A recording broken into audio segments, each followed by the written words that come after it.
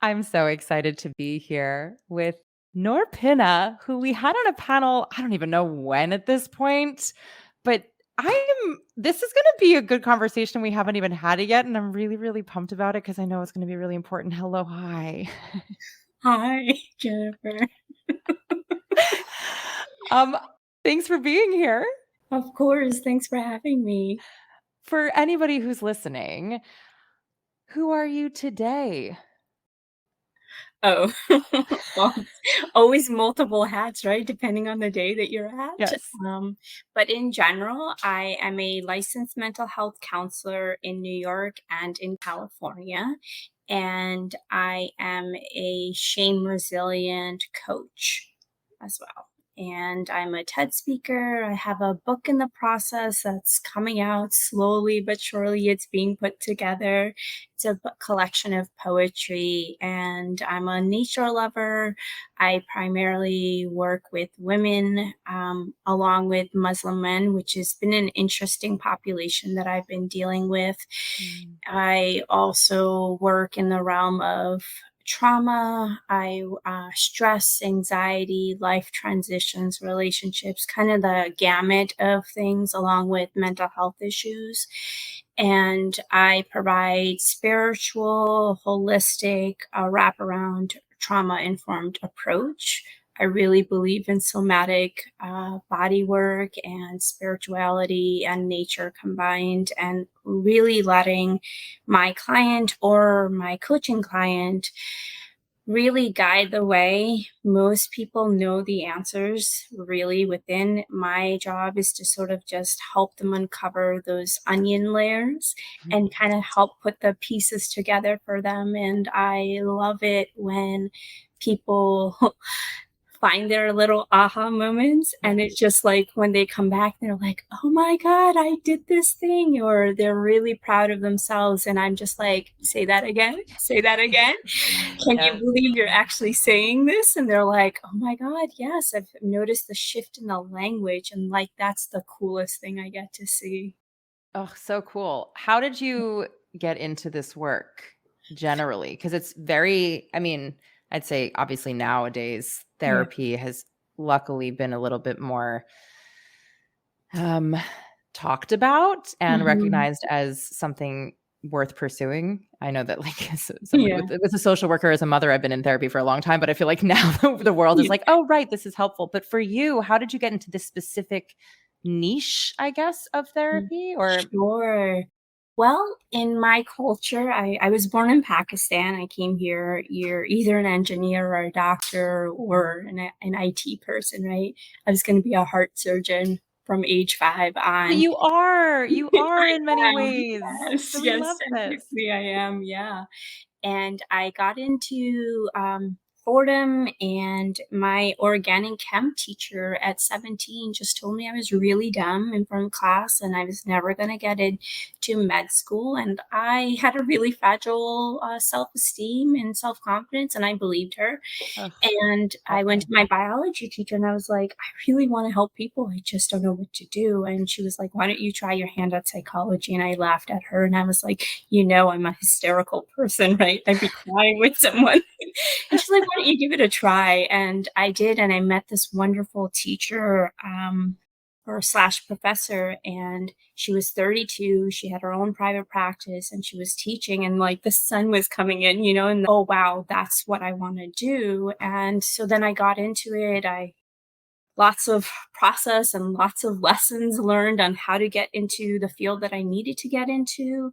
And it fits like a glove, and I really got into the shame world when I recognized my own shame, especially being a minority, like female, Muslim, immigrant, like all Mhm. these roads that were intersecting, and then my family dynamic and how I was brought up. And I just said, I wish someone was there when I was younger to help me understand what shame was and how to unravel that and really become my own person. I Mm. went to therapy, and a lot of my first therapist, he just said, well, you're 18. you live in America, you can do whatever you want. And I just looked at him and I was like, you don't understand Right. a thing about my culture or me at all. And I left and I was just like, yep, this is not going to work. So I tried to become the thing that I knew that I needed and pass those lessons off eventually. What a wild situation of having a professor be that bold that it really changed the course of your life, and then Mhm. another professor being that bold that it made you find the thing. I just Mhm. feel like thankfully you found that second professor, because that Yeah. first one I was going to pause this conversation and be like, let's unpack that, Yeah. because that is like Yeah. not cool. Yeah. But also, I guess it obviously all worked itself out in many Mhm. respects, but, like, Yeah. I would imagine young version of you, just sitting in that room and feeling all of the things of, like, your entire life somehow being derailed, but also having somebody's impression of you mean so much that it brings you to a whole place of recalibration of your entire life. Oh my gosh, yes. And then when I chose to tell my family, Yeah. they were like, "What? What Uh-huh. are you doing?" There's so much stigma in our culture. I mean, I'm so glad that the younger generation now is like, "Wait, you need therapy. Let's get into Yeah. therapy." It's much more talked about, but they're still very much like, you shouldn't go around telling people what your family environment is like. You should just Mm. put it under the rug and just deal with it. And so oftentimes I have to talk about confidentiality. And I said, just because we're Muslims and we may be in the same mosque or we know the same people doesn't mean that I'm going to be going around and Right. talking about your experience with other people and really build that rapport and that trust. I Yeah. mean, you need to do that in general, but like Correct. I really need to cater that for them. Yeah. For anybody listening, you're probably like, "Oh, I'm gonna click pause on this for a while and I'll maybe come back." Yeah, yeah. Because yeah, it's a heavy topic, but Yeah. I want to unpack this a bit with you, and the reason you're here is because I feel, as an artist, what has been taught to me as the thing, and therefore unpacking later on in my life, I wish I too were having conversations around, say, these larger emotional, whether it's a barrier, weight, whatever, when I was younger, and Yeah. shame specifically for me as a woman, but also as an artist Mhm. in a society that probably doesn't value the arts in a way that they perhaps claim to, or realize that they're using the arts. Yeah. Um, I really think it's an important conversation to have, and to really begin to acknowledge the impact that it has on all of us from all these different angles, depending on who we are and the way in which we were brought up, et cetera, et cetera. So Yeah. I would love to, before we even start, just get on the same page about our definition Yeah. so that we know that we're talking about the same thing, and then Of we can kind of course. go from there. Yeah. So for you, what is shame when we're talking about that? Like you said, there's such a variety of answers. Yeah. For me, it's really about our beliefs and our expectations, the things that we say in our mind when we're by ourselves that hold us back and cage us from being able to do what we need to do to achieve the goals that we want. It Mhm. becomes this sort of prison. It's this like secret that we hold on to really, really tightly. Yeah. Do you feel like it is something that we know, or something that it actually can be subconscious, or both? I think both. Sometimes we become aware of our thoughts and we're like, you know what? That doesn't sound right. Yeah. And maybe we start to tip the balance. And sometimes we recognize it's not so great, but we don't know what to do with it and how Mhm. to break free from it. So I recognize that what I'm going to ask is not going to be a one size fits all. Yeah, yeah. But for the sake of this conversation, Yeah.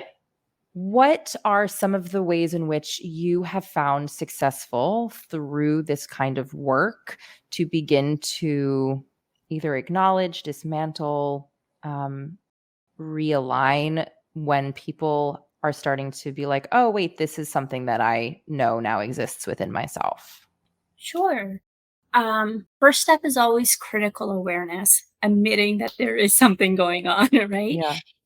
Once we recognize that our negative thoughts are something, it's then asking ourselves, like, where are these stories coming from? Like the cognitive stuff, right? So, like, what message were you told as a child, as a teen, as an adult, Yeah. in your present moment? Where are you receiving these messages? Who is benefiting from these messages, right? That we're internalizing, and how are we acting on these behaviors in terms of how are we interacting with others, how are we interacting with ourselves, how are we dealing with our worthiness, are we hustling for it, are we going above and beyond, are we engaging in people pleasing behaviors, are we not able to say no, again, looking at our boundaries and our values, like, are you able to live the values that align with you? Hmm. So there's like a whole dome of like Of course. things that we need to look at, right? So if someone was to be like, "Oh, what is shame?" One of the biggest difference between shame and guilt is shame says I am. So if you're Mhm. starting sentences with I am and labeling yourself, know that it is shame that is talking. If you say I feel bad, that's guilt. Guilt is a great motivator because it asks you to change because you're feeling remorse, right? Mm. Where shame just says, I am bad and I'm going to be stuck in this particular thought for a really long time. And Is I the don't goal want to move from shame to guilt or to just have neither? Well, I think guilt can be healthy because, Yeah. again, it's a motivator, right? If we can recognize we did something wrong, then we can change it, right? We Mhm. always want to move away from shame. So, in order to move away from shame, it's one, recognizing, how am I speaking to myself? Am I speaking really negatively? Am I speaking self compassionately? Because oftentimes shame is like this, like, lingo that says, I'm really terrible at this. And if I talk about what's making me feel bad, I'm going to be an inconvenience. I'm going to be a Mhm. burden on someone. No one's going to respect my work. I'm not, proficient or an expert or worthy enough, whatever it is in the eyes of somebody else. Mhm. Again, these expectations we create. And when we don't reach these expectations, then we become like really bitter and angry towards ourselves or towards other people. Right. And it's a list of expectations that we create, like a Yeah. should statement. I should be X, Y, and Z, right? If I lost this much weight, then I will be happy, right? Mhm. If I was able to get my degree and if I had the right internship and I met the right person, then my creative process could be this. Mhm. But because I'm just starting in the beginning, no one knows anything, I have to really hustle to show my worth that I deserve to be in this project, Right. right? Right. And that's not really the way it needs to be. Right. You mentioned in the way beginning of this really wonderful questions that might be helpful for us to think about as we begin to unpack this in Yeah. ourselves. And the one thing that really struck me was who is benefiting from Mhm. this. Yeah.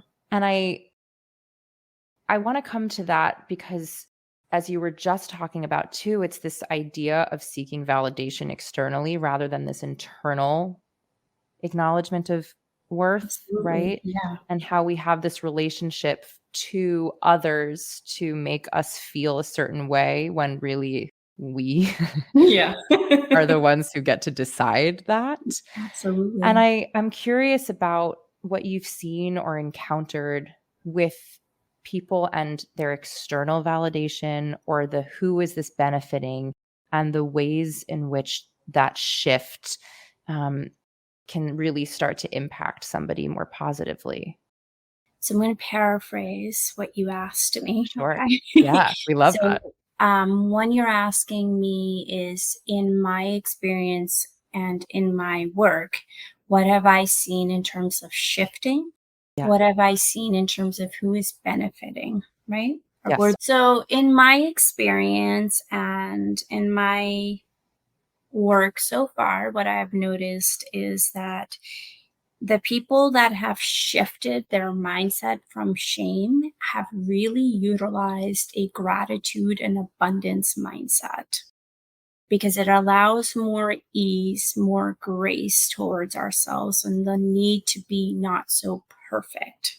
Mhm. And when we allow ourselves to have more room for mistakes, then we're learning, we're having Mhm. feedback from our lessons to move into another thing. They're not things that hold us back, right? Mhm. We're shedding and we're letting go and we're moving forward, and we're not attaching ourselves to the outcome of what people may be saying or doing. We're saying we did the best that we could. I Mhm. put in the best effort and I'm proud of that effort. And now I just need to move forward and do what I can. And that takes a Exactly. lot of like personal work to not like Yeah. be attached to that. But you know, it's always a journey in that process. Another thing I've noticed is people really reach out for support, and they have a really good network, a community or a social support, family, friends, whatever it may be, that help them process and to be there. And they have a lot of empathy, and the people that are in their lives also provide that safe environment for them to be able to listen to. People aren't looking for you to be their problem solvers. Right. They just want you to listen, Yeah. you know? And that's really hard because most of us want to be like, oh, there's a problem. How can I help you? Right. Which is appropriate too. But before we jump in, we really need to engage in active listening. So a lot of my clients that I work with, we work a lot on what our active listening skills are and how we need to engage with people in terms of speaking and what things we should be aware of. There's something in what Brene Brown calls is stacking, and Mhm. you don't often recognize that you're doing it. But let's say you tell me you had this really terrible experience, and then instead of me just fully listening to you, my intention is to connect with you and tell you, oh, yeah, this is a terrible experience. But what I end up doing is saying, oh, I've had an experience Right. as well. Let me tell you about mine. And now the conversation has shifted from you to me, Mhm. and my problem seems more worse than your Right. problem, right? We're not like, it's not a scale of whose problem is worse or not, right? We're Right. not comparing. And so in terms of another resilient thing of dealing with shame is not comparing ourselves. It's also putting in daily things that create joy in your life. So it could be like you taking time out to listen to your favorite podcast, music, putting a record on, dancing. I don't care. Like I tell my clients, like it can be 5 minutes to an hour. I don't care what you do, Mhm. what brings you joy. And some people have no idea. Yeah. So then I'm like, okay, how about you? If it rains, jump in the puddle. If you have a house, run through a sprinkler with your kids or by yourself, go in the pool, read a book that you normally would never read, right? Yeah. Watch a movie that you wouldn't normally watch, watch a comedy, go to a live comedy show, right? Like Mhm. all like I want you to engage in the day-to-day life and be really present in the moment. That's how we activate the joy because we're so busy as a culture and as individuals on our to-do list that we Mhm. forget to really take the time and be like, I have all these wonderful things around me. Why don't I take the moment to do something? Yeah. Right? And it's really about that. Maybe it's something you can't do anything because you don't have the money, but you have food in the house, right? And maybe it's not all the food that you need, but I'm sure you can create a favorite dish out of what you have, Right. right? Really enjoying and taking the time to be with food again. Really taking the joy to like belly laugh. When's the last time you belly laughed, right? Like Right.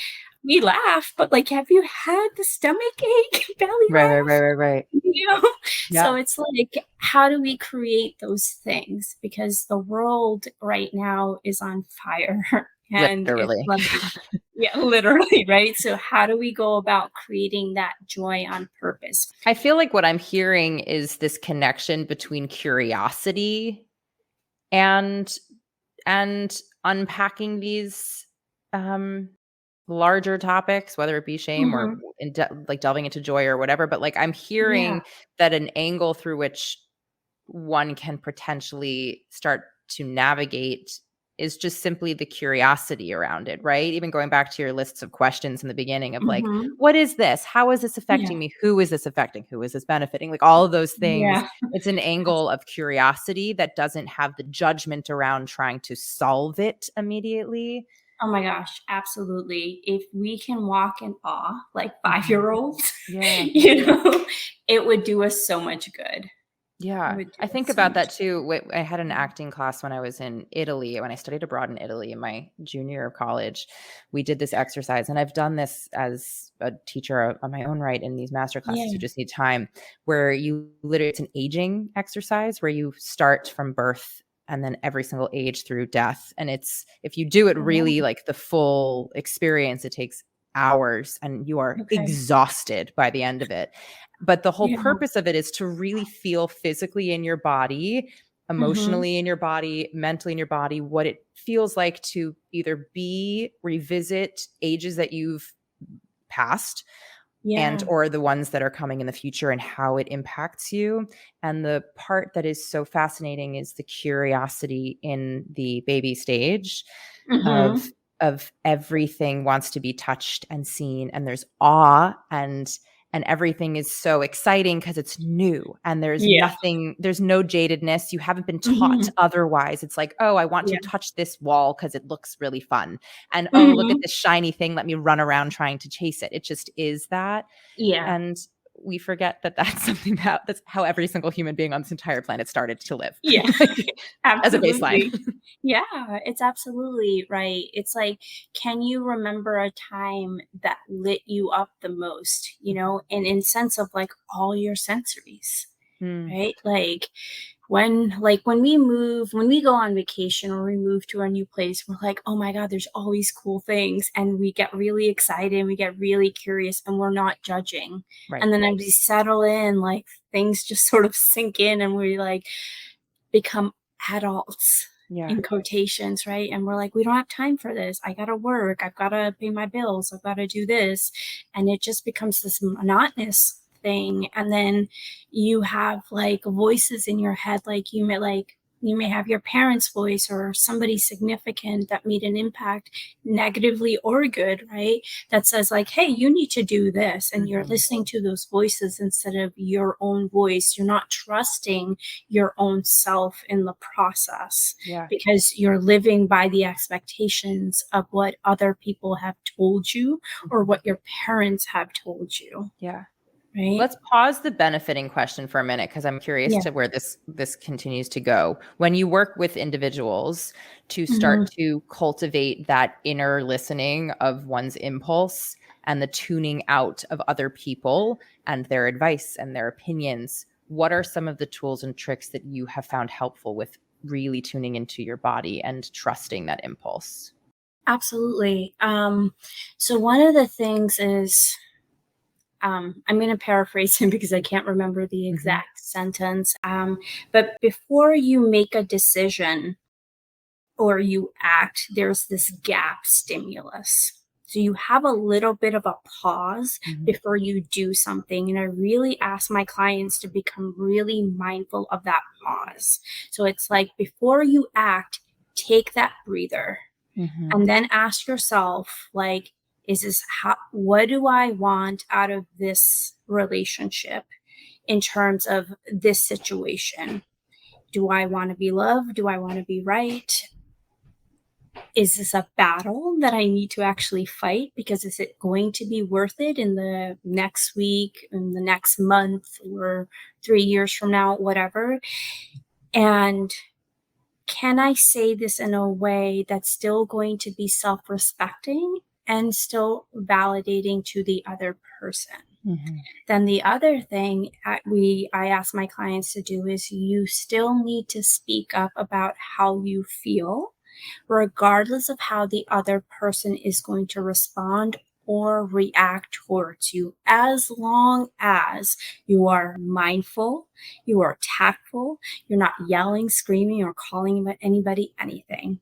And if Mhm. you need to pause a conversation, please tell the other person and say, hey, I need 5 minutes. I need to go get myself together. I need to get a glass of water. I'll come back, and then come back to the conversation. So Mhm. the first step is always paying attention to how your body is reacting, right? And one of the ways that you can do that is through a body scan. So one of the things you can do a regular body scan, which is like you take a deep breath in and you kind of check in with your body, right? One of the things that I was taught, and when I was taught, I was like, this sounds like woo woo, but now it's like, I love it. So I want you to just kind of close your eyes and take a deep breath. And as you're scanning your body, notice where your emotion is residing, Mhm. right? So if it's residing in your heart, that's question one. Where is it residing? Two, if it could speak, what would it say? Not what you would say, what would the emotion say, right? Mhm. And then what does the emotion need in order for it to be taken care of? And that's the third thing you need to ask it, right? So an example of that might be I had a gentleman one time where I said, okay, scan your body. What's going on? And he goes, I'm feeling afraid. And I said, okay, like afraid and lonely was his answer. Mhm. And I said, okay, visualize it. What is it? And he said, it's a brick wall that surrounds me. I said, okay, what do you need? What does it need in order for it to be taken care of? He said, I need a hug. And I was Oh. like, okay, well, who can you get a hug from? Let's chip this wall, right? And he goes, well, I'm a guy. And so we went through that whole thing. And I said, Mhm. okay, like, you have your mom? He's like, yeah. It's like, you can always get a hug from your mom. He's like, yeah. So he was like, I need a hug. And that's what we did, right? So he was able to go and like get that hug and do those things. So, like, what I often say is sometimes our brain is like a bird's nest. Mhm. It's really jumbled and it's really crazy up there. And we don't need to focus on that. We really need to focus on the body and the somatic experience. When we can calm and regulate our nervous system, then we can sort of go into our brain and untangle that bird's nest a little bit much more with clarity and more focus, right? Yeah. We're not using an emotional brain, we're using our emotional, in DBT, it's called a wise mind. So it's where you use the rational brain and you use your emotional brain. You combine the two and you walk that middle path. Can you define DBT for those listening who don't know? Oh, sure. So DBT is dialectical behavioral therapy. It has 4 modules. It has interpersonal effectiveness skills, which is really about relationship building and boundaries and things like that. It has, and also communication. And then it has mindfulness, emotional regulation, and distress tolerance. And these are the ways, this is a style of therapy, correct? Mhm. Yeah. So I usually combine DBT with CBT, which is cognitive behavioral therapy. So we really talk about your thought process, where they're rooted from, how to change them, create the behavioral changes, and then apply the DBT skills with a trauma informed approach. Got it. Yeah. The idea of having our feelings speak something, like expressing something from that process that you broke down for us so beautifully, Yeah. or is it that you give them their own voice and identity? Or Mhm. is it more that you just want to make sure you acknowledge that they are actually very real and existing inside you, and how are they palpably felt in your body? I think it's a combination of both. Whatever you're feeling is valid. If anyone tells you otherwise, please tell them to politely go off the other door. Okay. That's a very kind way of saying, "Get out of my house." Yeah. just get out. We don't need you here. But the other thing is that people only know maybe a couple of emotions. Mhm. In Brene Brown's like latest book, I think it's called like The Atlas of Atlas the of the Heart. Heart, right? Mhm. Amazing Yeah, book. so good. talks about, I think, like 86 or 96 emotions or Yeah. something, which I was like, what? Most people only know 5. So the more we can learn to identify what emotion we are experiencing, the quicker our brain says, oh, that's what it is. Let me calm down. And now we can grab the tool that we need. Mhm. Right. So having that emotional language and that capability to say, I am feeling angry, but what's underneath the anger? Mhm. Someone's pushing my buttons. Is that a boundary? Am I feeling frustrated, disappointed, rejected, abandoned? What's going on? And Mm. based off of those, we can then make the appropriate, hopefully, judgment call on how to behave and interact with that person. Right? Mhm. And so being able to recognize the emotion and give ourselves the language to say, oh, it's not that I don't know what I'm feeling. I do know what I'm feeling. And now I have control. Mhm. I'm not feeling helpless. Yeah.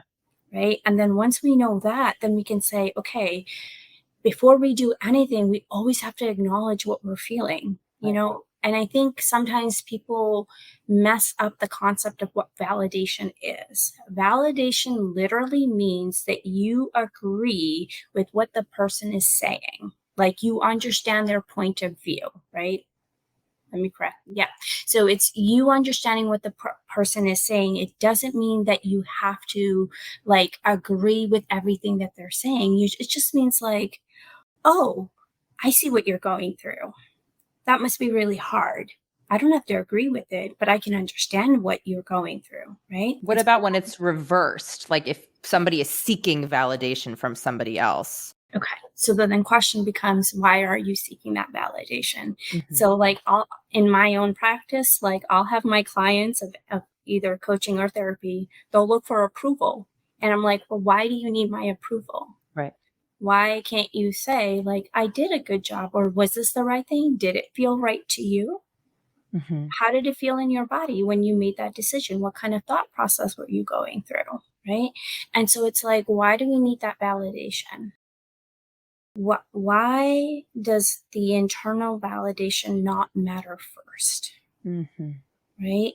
And if you've never been provided internal validation and you've never been taught to, you're going to seek the external validation because that's how you get motivated. That's how you feel praise. That's where your self esteem comes. It's based off of something. You're not a tree. You're a weed that's just kind of like bouncing in the wind, right? Yeah. Because you're just getting all these and it's all situational and emotional based. With internal validation, it doesn't matter what the environment is, you're constantly going to validate yourself. You're going to say, my experience is true. Yeah. What I'm feeling is true. And based off of these, I can now do X, Y, and Z. I love how this is all spiraling back in a beautiful way to like how we first started this, because for Yeah. me, I'm now connecting all the dots of, obviously none of this is linear and it can vary per person and experience. Again, all of these things are, Yeah. we're putting the caveat in the umbrella that every Yeah. single person is a unique individual and are therefore experiencing all these things very differently. Yeah, of But, course. it's if we go back to like when, and please correct me if I'm wrong, but at least what I'm hearing, and as I'm sitting here listening to words, which hold meaning and therefore associations, but Yeah.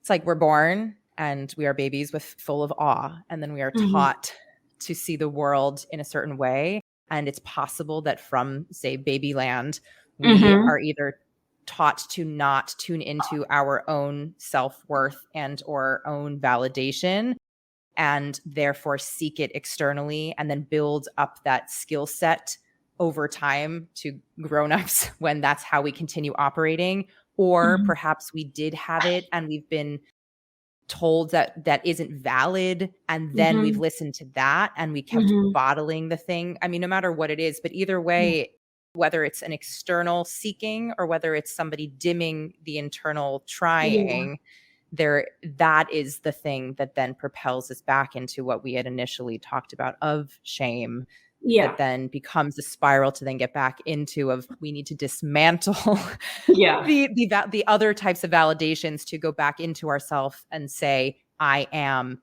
the positive word rather than I Hmm. am the negative Yeah. word. Is No. this is this Yeah, no, that's yeah. absolutely correct. It's like, yeah, it's perfect. the thing that I do want to say is like, it's totally okay to have external validation, right? Right. Like, it's nice when our friends compliment us, right? It's nice if our boss acknowledges what we're doing. That's necessary, but it shouldn't be the thing that motivates and propels us forward. Hmm. Right? Like, if Yeah. we can give ourselves the kudos and say, "Oh my god, I did an amazing job. I did the best that I could. However, I am worthy of X, Y, and Z," whatever it is. That's the important thing, because what you're saying when you say "I am" is that you're planting a seed of worthiness within you. Hmm. You're saying, "I'm deserving of X, Y, and Z." And when we can't say that to ourselves, we're not able to look at ourselves in the mirror, right? Right. We're not able to speak those self-loving words that caress us, right? We're like, "Oh my god, I hate the way that I look. I hate this. I hate that." And it's because someone has said, this is what a woman should look like. This Right. is what art should look like. This is what fitness and beauty looks like. Right. And then you have all these companies that say, hey, that promote their brand and say, in terms of, and people buy into that, right? Like, Mhm. if I buy this product, if I buy this machine, whatever it is, I will become this thing, Right. instead of saying, okay, these are tools, but the internal work needs to be done. Right. And these are tools that I can choose to Exactly. use rather than the things I need to use to Hmm. then build up whatever within me. Yeah, absolutely. Yeah. Do you, with your clients and just generally, do you show them the list of, say, Brene Brown's like 90 plus different types of emotions so that people have an expanded view of words? How do I people do. expand their knowledge? Yeah, yeah. I often recommend them to watch the HBO series, Yeah. or I tell them to get the book. We really talk about the emotions, and if someone doesn't have that time, Pinterest is there, and you can get an emotional wheel Right. off of that list, and see like, oh, these are all the different emotions, and what do each emotion mean? Hmm. You know? Yeah. I feel like each person probably also has a different association with the different emotions. Have you Mm-hmm. found that that matters? If somebody, obviously, you can't invalidate somebody's feeling, but let's say Yeah. somebody really does believe that they're feeling, say, frustrated. But if we Mm-hmm. really were to boil it down, they actually are feeling abandoned. Both are Mm-hmm. valid, but does it Yes. really matter if they don't have the word for abandoned yet? Well, my job is to guide them, right? Got it. And the idea is that when you're in therapy, you hopefully stay flexible and open, right? Mhm. The goal is to be able to give you more tools to be able to acknowledge. So if you feel frustrated, that's probably what you feel at the surface level. Right. That's valid, right? And now I want you to dig deep and say, well, what is it behind the frustration that's Mhm. causing me to feel this way, right? What's the secondary, primary, third emotion that I'm feeling, right? Got it. Oftentimes the best example is the iceberg, right? And Correct. everybody sees the iceberg and they see all the anger behaviors, but they don't know what's going on underneath that iceberg, right? So it's just like the layers of emotions. It's like, what is really going on? What is triggering you? What story have you concocted? What perception are you looking at this from, right? Are you looking at it from an emotional lens? Are you looking at it through a trauma lens? Are Mhm. you looking at it from like a lens that like, woe is me? Like, Mhm. what lens are we looking at the situation from? And are we feeling resistance in our body when we discuss these things, right? Yeah. If there's a blockage of energy, where is it stemming from and where is it located, Yeah. right? And how can we work on unblocking that energy bit by bit so that you can get your voice back? Yeah. These are so helpful, these tools for humans generally.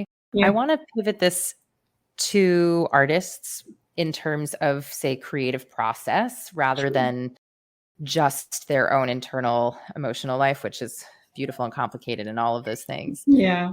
As artists who, and this is again a massive generalization, so I'm acknowledging that, as artists who seek to bring newness and beautiful things into the world that haven't been there before, Yeah. you know, it's not only yourself that's bringing the thing, but it's also then a baby of creation that you've whatever, whether it's writing, filming, music, whatever Mhm. your medium is. Yeah. And I feel like there's this added layer then of an extension of yourself Mhm. because it is part of you, it's come from you. But Yeah. now it's this living, breathing, beautiful thing that is here that is now to be taken care of Yeah. and you feel connected to it. For artists, would you recommend either A, the separation, or encourage the two beings in their own right so that they can exist and not deplete each other? Is that too conceptual? No, it's not. I guess the one question I have is what are the two beings you're referring I to? guess like whatever the creation is and Okay. yourself to Oh, protect okay. your heart as well as the thing that has your heart but isn't you. Vulnerability, Mm, right? Lean into it because it will give you both the joy and the love and warmth, but it will also feel like a rejection mm, because both all those emotions will come in when we are vulnerable, right? And if you have a truth that you want to share with the world through your creative means, you're feeding that, right? You want to show people a different angle, a different perspective, whatever that may be. And that's a beautiful thing to be able to do, right? And when shame comes up, it like those thoughts are like, oh my God, no one's going to understand, no one's going to care. Those are just thoughts. If any thought begins with what if, it's an anxiety thought, it's a fear thought. That's mhm. where shame is going to come in and really ravage you. I want you to take a moment and just breathe and ground and center yourself and then do what you need to do. Our projects, our babies are Mhm. always going to be a part of us, no matter what happens. Part of us learning is that when we put something out and whatever the outcome is, whether it's, people criticizing it or not criticizing it, the idea is to be wrapped up with a supportive system, an abundance mindset, a consistent mindset that says, I am loved. Mm. I put something out there that I loved, and that was my truth. Mhm. Whatever other people say is not a reflection of me as an individual or the value that I put out into the world. I want that on repeat over and over and over again. Just gonna like just rewind every 10 seconds, just over and over and over again. Yeah. I mean, that is again, it's easier said than done, right? Yeah, always, When yeah. you create the thing and your baby is out in the world and all of a Yeah, sudden people are consuming it in whatever possible way, yeah, and there's the feedback loop that isn't just from yourself to the thing. Yes, you've yeah, expanded yourself yeah, to some sort of larger feedback loop that can yeah, then rattle yeah, perhaps your tree trunk. absolutely, and one of the things, that I often use is this person hasn't gone down the same route as me. Mhm. They haven't been in the same process as me. They're not on the same journey, so whatever they have to say to me doesn't actually matter, Right. right? Their opinion does not count because it's just their opinion, Right. right? Like, it's gonna hurt and it's gonna suck, like, when we soak it in at the first time. I'm not saying that the process is easy, but we then have to change that pendulum from like, "Oh my god, all these people are criticizing me. It wasn't as what I thought it would be." Well, that doesn't matter. What did you think it was going to be? What is your opinion and your value of what you put out, right? And going back to the bigger why of what you did, right? What Mhm. was the reason you put this out there? Not everybody is going to like your work. And that's the important part, right? Because if everybody liked you, are you really making a change? Yes, yes. I literally had this exact conversation with a friend today. You Oh, know, she just created this short film and, yeah. she really wanted to she was like, "Well, it feels really quiet and it feels really subtle and I don't know if people are gonna like it." And I was like, you just told me about this person who is single-handedly funding it. You told me about this director who couldn't wait to be a part of it, an actor who Yeah. wanted to be a part of it more than anything, even though their credits are insane. Like they don't Yeah. need to be doing this. You've Yeah. already expressed that there are people who are involved in this that love it already. You're Mhm. finding your people. Those are the Yeah. people that are going to respond to your Mhm. piece of art, and they're going to be the ones who love it. And if you Yeah. didn't have other people who didn't like it, then you are not creating well, in my opinion. Mhm. Because Yeah. the whole point is that it's a subjective medium. Like if every single Absolutely. Yeah. person liked every single piece of art, then why would you ever go to a museum? Yeah. Because every person standing in front of a different art piece being like, that one's terrible. Well, I love I that do. one. Well, Yeah. here's a bench in front of this one, and I don't want to sit at it, but Yeah. this person Or does. yeah. Or the one is, I could do that myself. Yeah, like the white painting, Like, like good really? on you. Yeah. But just because you were first, fine, Yeah. fine. You can take that Yeah. torch. I could make it Yeah. now, I think. Exactly. Like, And so I think as artists and as creative beings, we constantly put ourselves in uncomfortable positions. mhm, And when you do that, please remember you are growing every mm, time you do that, right? As long as, of course, those situations are really safe, right. But like, as long as like you're challenging the norm, right? You're challenging the narrative or who's supposed to say what, right? And you're challenging yourself. Like, creative arts is, as you said, a very subjective experience and journey. Mhm. And so it is about you unveiling you in all the different projects and babies you have out there. Yeah, Because you're going to have a different piece that's going to represent you at that time period in that particular moment, right? yeah, And you can go back and look at it and say, oh, I used to think that way. Now I don't. And that's okay. yeah. Two things can be true at the same time. Mhm. Well, I'm Yeah. curious now about your creative endeavor with well, first of all, your poetry, but Hmm. now this book. Yeah. For you, when you get into creative processes, what inspires you and what draws you to the type of work that you are currently pursuing in that way? um, well, people really inspire me. Mhm. Words really inspire me. So my one of the books that I've been working on is, I asked people and I said, give me 5 words that describe mental health to you, Mm. right? I wrote a poem based off of the words, right? And then I went back and I read them to the individual and I said, I hope I captured the meaning of the word that you projected to me or told Mhm. me. And, we were able, when we had really fruitful conversations. Sometimes it's just watching something. Sometimes it's listening to a piece of music, and there's dry spells, right? So we Yeah. have to be consistent in what we do, and just honestly putting on like a good podcast or a good book or music really helps. Mhm. And just, I have this thing where I listen to the same song maybe 24 hours. Like, the Yeah. same song will just go on repeat, and it then just becomes like a background noise for me, where I just go in and I laser focus on what it is I need to do. And then I just jump out of it. And I'm like, oh, here are the words. So I'm dancing once more to the words. And then I'm like, oh, let me jump back in, take a Mhm. breather. And so it really helps for me to just have like a one song on repeat. Okay. And so that helps. There's something I really love doing is putting on cello music. There's a band that I really like. It's called the Two Cellos. I don't know if you've heard Mhm. of them. Yeah. They're Um, epic. yeah.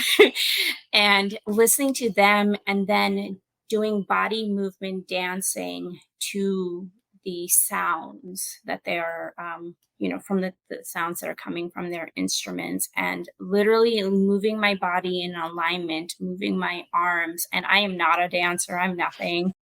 And Well, that's you okay. are. If you have a body, you can move, but yes. Yeah. And that's okay. You don't have to be an artist to do what you need to do. You don't have to be trained, right? And it's in the privacy of my home, and I love doing it, and it releases all the energy. And then I do some sage and Palo Santo to get rid of all that. And then I come back to my work and say, okay, now that I've had a cleansing moment, what do I really want to focus on? Yeah. Right. Yeah. I'd So, argue you did say I'm not an artist. You yeah. are. Just gonna like just drop that in there. You are an Okay. artist. If you're not I think, again, this is another conversation, but like just Yeah. because you're not making money, perhaps in Mhm. an artistic field doesn't take away Yeah. from the fact that you are an artist and or a human being who is creative and or a human being who is creating, right? Yeah. I just want to validate that for you. You don't need my No. validation. We just Thank talked you. about that for the Yeah, past yeah. 30 minutes. But I just had to say that because I was like, there's no way, like, yeah, you clearly are. Oh, I appreciate it. Yeah. Yeah. Yeah. Yeah. I mean, There's just more unpacking on my end to do that, but yes. we Yeah. all have to unpack Yeah. clearly as we sit here. Like, there's just a lot to unpack all the time. That's why we're beginning to do that. But you are an artist. Anyway, it doesn't Mhm. matter. But I mean, it does matter, but doesn't matter in the scheme of, I just needed to Yeah. say that words matter. In terms of the poetry that you do, Yeah. though, or the book that you are working on, Yeah. can you tell us some of the topics that you focus more on? Oh, sure. So the book is called The Sun Still Rises, and it's really about a journey of going through self-hate, loathing, really being depressed into going into spirituality and love and compassion and just becoming it's like a journey of someone saying I'm not enough to I am enough, Mm, right? And it's not necessarily about me, it's just all these characters that I have found in my life, whether it's through social media, music, whatever, and giving them a voice and saying like, "Hey, I don't care how much you've shoved me down and you've thought that you would keep me that way under your thumb. I'm still going to rise. I'm going to do it on my path and in my journey, and I'm going to self-validate and I'm going to have that self-love, and I believe that the universe and God is going to be there to protect me and guide me." yeah. So Yeah. beautiful. Is your poetry about the same thing, or are you using your poetry in this book? Yeah, so that's really that's the theme of the book. Got it. It's going Okay. from, like, inner child wounds to, like, becoming this adult that you Got fall in it. love with. Yeah, Got it. yeah. How incredible. Is there a guesstimate for release? Well, editing is pretty much done. I have a design layout specialist. We're Mhm. working on the cover and all of that. But I have someone that want is writing my forward that Okay. I'm not allowed to technically right now say anything. Okay. And so they're the major holdup at the moment Got because it. they've agreed to it, they've written it, but we have to keep they keep having a new team and we have to keep going through this process Got over it. and over again. Got But it. once they sign it, I can then say who it is. Wait, that's so exciting. Yeah. Okay. Yeah. Yes. I'm so grateful that you had this conversation with me. I know this isn't an easy one to have, and I know Yeah. certainly in your life as you are navigating this with clients on the regular, to have it Yeah. yet again is, Yeah. emotionally taxing in many ways. And so I'm so grateful that you have given of yourself in this way for this community to talk so openly about it. I know for a fact, just even listening here, and I will have to re-listen for myself, there are some Yeah. little ways of reshifting just even the language around these topics that have impacted me in this moment. So thank Yeah. you from Of me in this course. moment. Thank Is there you. anything that's like on your heart before we wrap up that you would like to share? I just wanna let everybody know that opportunities are like little pearls of wisdom, Mm. okay? So, when we gain opportunities, when we allow abundance and ease, and it does not have to be hard. So, self love is a daily practice. And when we look life through that lens, everything falls in alignment. And on that note, thank you. Quite welcome. Thank you.